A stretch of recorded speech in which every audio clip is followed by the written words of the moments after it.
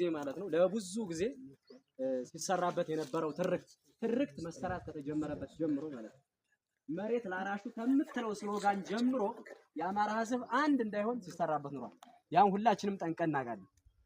ከዛ በኋላ አንዱን ታግረናል። ውሸት እስቲል ነው በየክፍለ ጦራችን በየእንትናችን ብዙ ልዩነቶች አሉ። ጠላቶቻችን ያንን ልዩነት ተጠቅመው የእውነተኛ ልዩነት ለማድረግ የሐሰተኛው ትርክት የሚጀምረው በአውራጃ እንዲያስቡ ማድረግ ነው። ከፍ ሲል ደግሞ በጎጥና በቀበሌ እንድናስብ ማድረግ ነው። ቅድም እንዳልኳችሁ አሁን እኛ ለአንድ ዓላማ ምንታገል የአንድ ተቋም ታጋይ ነን አይደል? ነገር ግን እኛ ጎንደር የበጋሾች እኛ ራስ አሞራዎች እኛ ምናምን ልትሉ ትችላላችሁ። ከተሰራባችሁ ወይም ከተሰራብን ማለት ነው። ያንን ልንል እንችላለን።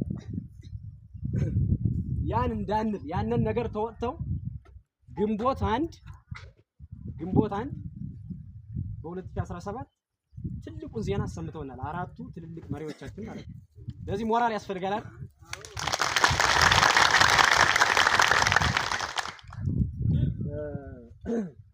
አይሰማም? ጥሩ አላችሁ ወይ? ስለዚህ አሁን ከምንጊዜውም በላይ የአማራ ተቋም ወደ ሁለት መጥቷል አይደል? ወደ ሁለት መጥቷል።